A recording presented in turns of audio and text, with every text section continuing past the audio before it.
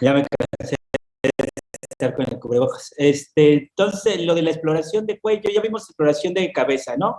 Íbamos a ver la exploración de cuello y nos comentan, recuerden que esto es generalidades, que estamos haciendo un abordaje general para que obviamente ustedes contemplen todo lo que más o menos tiene que llevar su historia clínica.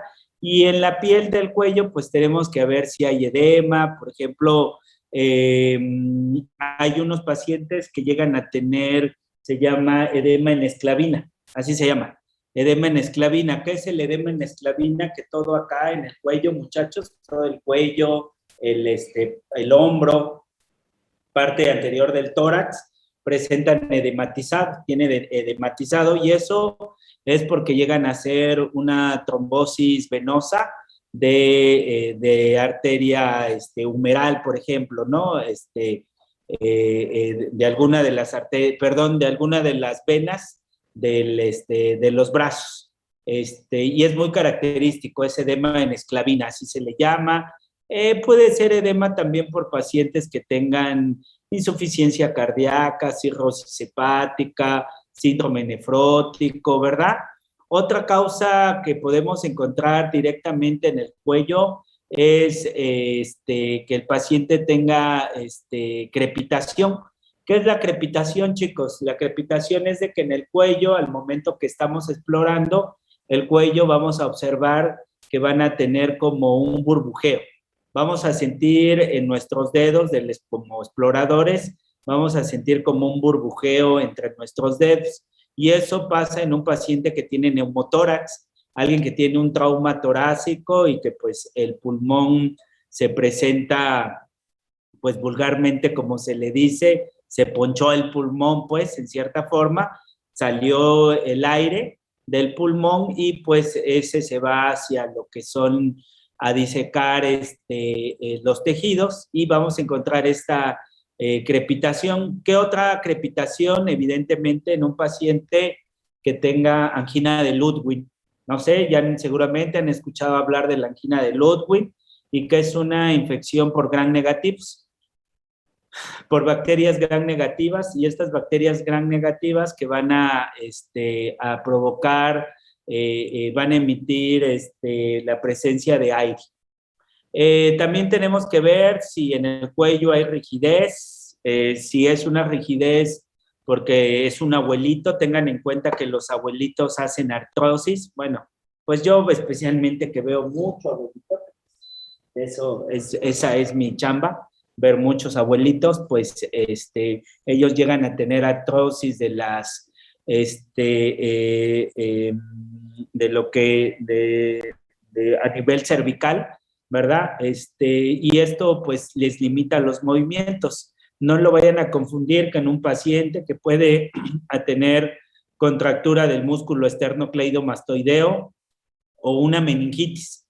Luego muchos, yo trabajé en un hospital, y pues ahí formamos residentes y luego los residentes nos comentan, ay, es que creo que es una neuroinfección. ¿Y por qué piensas que es neuroinfección? Porque tiene rigidez y tiene fiebre, ¿no? Evidentemente, pues uno de los signos clásicos de meningitis es la fiebre y la rigidez articular, la rigidez de cuello, pero en los abuelitos puede haber esa rigidez porque se fusionan lo que son los cuerpos vertebrales cervicales. Entonces hay que tener en cuenta eso, pero bueno, hay que también valorarlo en pacientes jóvenes, adultos, que evidentemente en ellos no debería de haber. Tenemos que palpar tráquea, muchachos, ver, ¿verdad?, que se encuentre bien alineada, sin deformaciones, ¿verdad?, sin tumefacciones. Tenemos que ver los pulsos yugulares.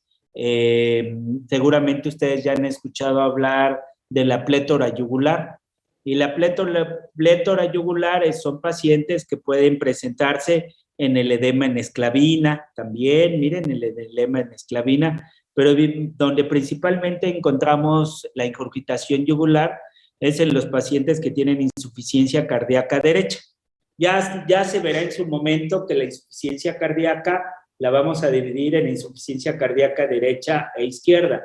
La insuficiencia cardíaca derecha es la que va a dar como característica la congestión sistémica. Y como congestión sistémica va a dar plétora yugular, va a dar hepatomegalia, dolor, ¿verdad? A nivel del hígado, porque el hígado se congestiona, reflujo hepatoyugular, y va a dar ascitis, va a dar edema en las extremidades inferiores. Cuando ustedes vean un paciente con esas características, pues piensen que no vaya a tener insuficiencia cardíaca derecha o también algo que se llama cor pulmonale. El cor pulmonale, muchachos, es al fin y al cabo es una insuficiencia cardíaca derecha, pero secundaria a un problema pulmonar. También tenemos que ver pulsos carotidios, ver si no tiene soplos, frémito. Recuerden que el frémito, ya se había dicho que el frémito es que ustedes sienten, que palpan un soplo. Eso, ¿no? Que ustedes pongan su mano en las arterias carótidas y sientan cómo pasa por sus dedos el soplo. Hay ese frémito, ¿no? Ah, bueno, y escuchan un soplo. ¿Qué puede ser? Un paciente que tenga estenosis de la arteria carótida. Y si tiene estenosis de la arteria carótida, pues seguramente, tengo mucho calor, puede ser un paciente que esté condicionando múltiples infartos a nivel cerebrales, ¿no? Que esté haciendo ataques isquémicos transitorios o infartos cerebrales repetitivos. Tenemos que ver si hay ganglios, ¿verdad? Recuerden que cuando hay ganglios sistémicos, cuando hay ganglios bilaterales, generalmente nos habla de origen infeccioso, también de tipo cancerígeno, pero si es agudo, si son dolorosos, muchachos, dolorosos, bilaterales, agudos, generalmente son infecciosos. ¿Qué pasa si es un ganglio no doloroso, pero es duro, es pétreo, es adherido a los tejidos? Generalmente nos habla de un cáncer. Cuando es un ganglio único, una tumefacción crónica, indurada otra vez, pues podemos hablar de linfomas, ¿no? Y pues último, tenemos que palpar tiroides. Ya veremos lo de la palpación de tiroides, ver si hay bocios, si hay nódulos, ¿verdad? Que tendremos que valorar en ellos. Eso es en el cuello. Tórax, muchachos. Bueno, ahora comenzábamos con la exploración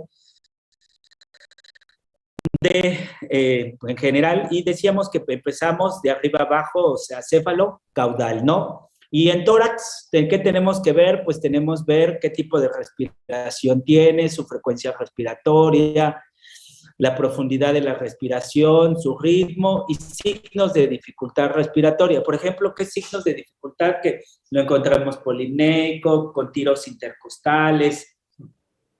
¿Qué es los tiros intercostales? Que el paciente al momento de respirar se esté sumiendo a nivel intercostal, o sea, se inspira y en el momento de inspirar, en vez de abombar, los espacios intercostales se sumen, ¿no? Ah, pues eso nos habla de dificultad respiratoria. El uso de músculos accesorios, el uso del músculo esternocleidomastoideo, del diafragma, y que haga pues una respiración ruda, ¿verdad? Dificultosa. Ah, pues ya te habla que evidentemente tiene datos de dificultad. En la piel, ¿qué tenemos que ver igual en piel? Si hay edema, porque ya comentamos que puede haber edema en esclavina, que puede tener el paciente crepitación porque tiene un neumotórax.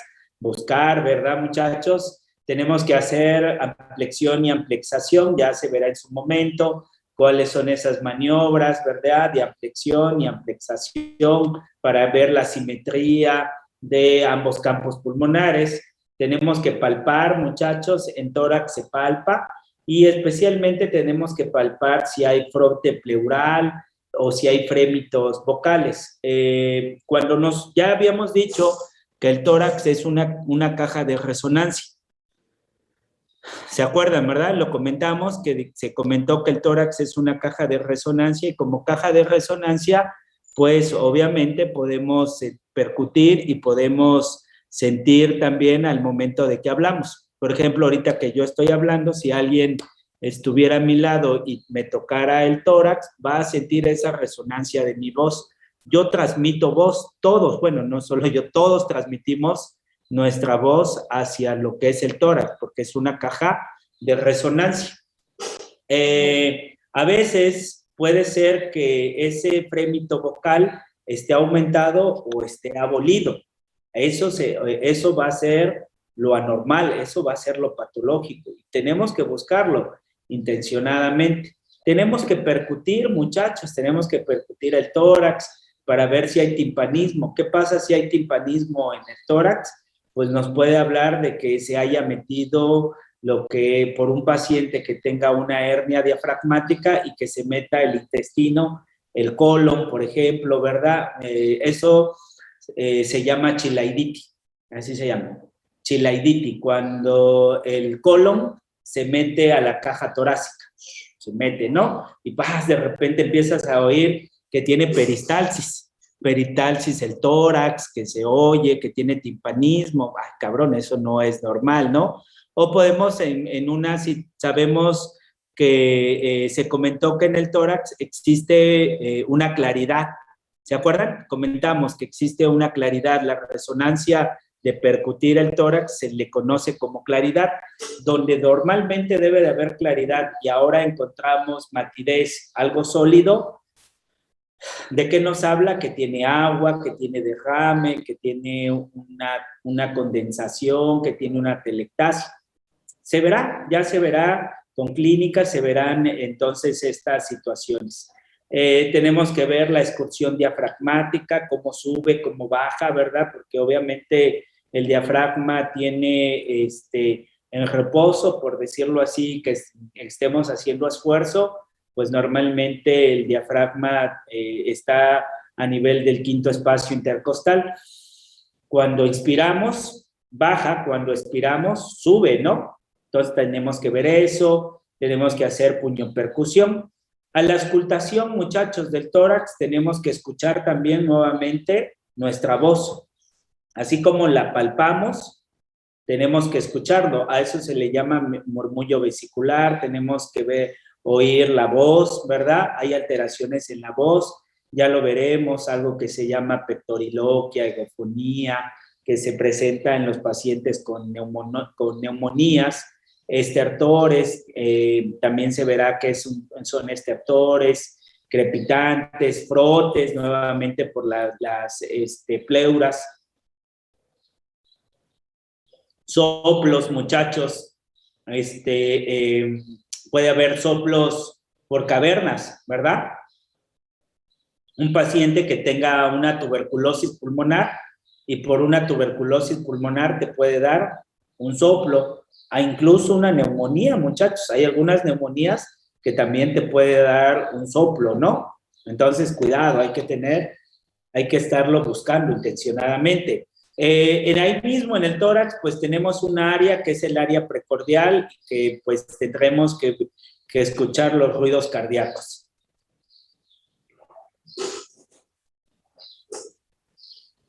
Y en esos ruidos cardíacos, bueno, tenemos que estar valorando en el área precordial, ya veremos en su momento cómo está constituida, cuáles son sus limitantes, ¿verdad? De esa área precordial. Tenemos que palpar, muchachos. ¿Y qué es lo que palpamos? El choque de la punta, el choque que hace el corazón, la punta del corazón con la pared torácica. Por eso se le llama choque de la punta o choque del ápex. Se oye mejor, más bonito, choque del ápex. Tenemos que tocarlo, palparlo. Evidentemente se va a visualizar bien en una persona delgada, ¿verdad? Y en alguien pues con mucha masa muscular o gordito pues va a estar más difícil. Y tenemos que también buscar si hay frotes, si hay frémitos, si hay pulsos. Bueno, tenemos que valorar los pulsos. Y a la auscultación básicamente tenemos que auscultar el ritmo del corazón, la frecuencia cardíaca, tenemos que ver si hay ruidos anormales. Y esos ruidos anormales se le llaman, ¿verdad? Bueno, los ruidos normales, los ruidos normales básicamente es el S1, S2. Eso es lo normal. El S1, el S2. Hay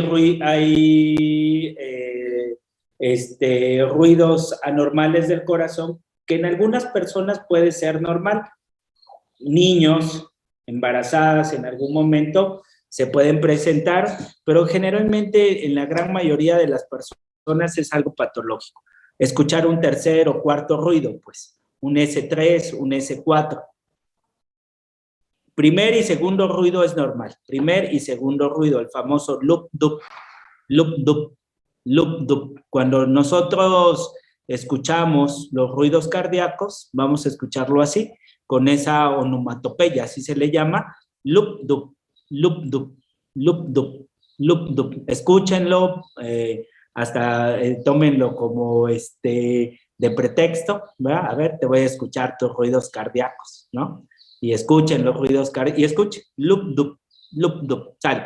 Pero cuando escuchan un tercer ruido, a eso se le llama S3, S4, algunos le ponen R3, R4, es igual, ya lo dijo por ahí alguien, ¿no? Da igual si le llaman S3 o R3, entonces tenemos que identificar los ruidos normales y los ruidos anormales. Ver si hay soplos, eso va a estar buenísimo cuando veamos soplos, desdoblamientos, chasquidos, especialmente en pacientes que van a tener estenosis aórtica o estenosis mitral. Especialmente en la estenosis mitral existe una onomatopeya que se llama ruido de duro 6. ¿Así se llama? Ruido de duro 6. Y la onomatopeya de duro 6 se caracteriza por un chasquido de apertura, ¿no? La onomatopeya lo dicen que es rufu, tata, rufu, tata, rufu, tata. Y así lo escuchas. Cuando ustedes, así cuando uno lo ve y lo lees, ¿verdad? Cuando lo lees y estás estudiando clínica o cardio, y dices, ay, cabrón, ¿quién se aventó eso? Pero así se escucha, rufu, tata. O sea, es una forma más o menos para que nosotros, los clínicos, los médicos, los que estamos en formación, bueno, algunos ya un poquito más formados, ¿verdad? Ustedes que sí definitivamente están en sus primeros pininos, pues es una forma para que ustedes más fácil se les quede. Tenemos que hacer exploración de axilas, muchachos, ¿verdad? Pues ahí en el axilas, algo que pues mucho llama la atención o que tenemos que estar buscando son los ganglios, ¿no? Tenemos en el caso de los hombres, en el caso de las mujeres, pero también en los hombres, muchachos, pues también tenemos que palpar las mamas, ver si hay masas, tumoraciones, algún quiste, ¿verdad? Retracciones en los pezones, tendríamos que ver en ellos. Ok, eso es tórax. Seguimos con el abdomen. ¿Se acuerdan que comentamos que en la exploración física decíamos que existe siempre un orden en la exploración física: inspección, palpación, percusión y auscultación? Y nuevamente se comentó y se vuelve a rectificar, se vuelve otra vez a poner a ustedes en consideración que en el abdomen es el único donde hacemos inspección, auscultación, palpación y percusión, ¿vale? Entonces, ténganlo en cuenta. Ok, o sea, es la única que se cambia, de ahí en fuera nadie más. En el abdomen, pues ahí vamos a ver el aparato digestivo y genitourinario. Tenemos que ver, acuérdense que podemos hacer durante todo la exploración, estamos viendo, estamos observando, o sea, podemos estar inspeccionando y palpando a la vez, inspeccionando y percutiendo, o inspeccionando y auscultando, ¿no? En todo momento. Por ejemplo, pues como que no es común que tú pues vayas a explorar y te quedes ahí un minuto y se va a quedar el paciente, ¿y ahora qué? ¿Qué le pasa? ¿Por qué se me queda viendo mi abdomen? ¿O qué? Y tú, no, pero es que estoy llevando los pasos. No, o sea, realmente pues lo voy a revisar, a ver, vamos a descubrirlo, y pues agarras tu estetos y empiezas a escuchar, pero estás observando. ¿Qué tienes que observar en la inspección? Hay que ver formas, simetría, cicatrices, si hay circulación colateral. ¿Se acuerdan que vimos el hábito de Chauvet-Stech?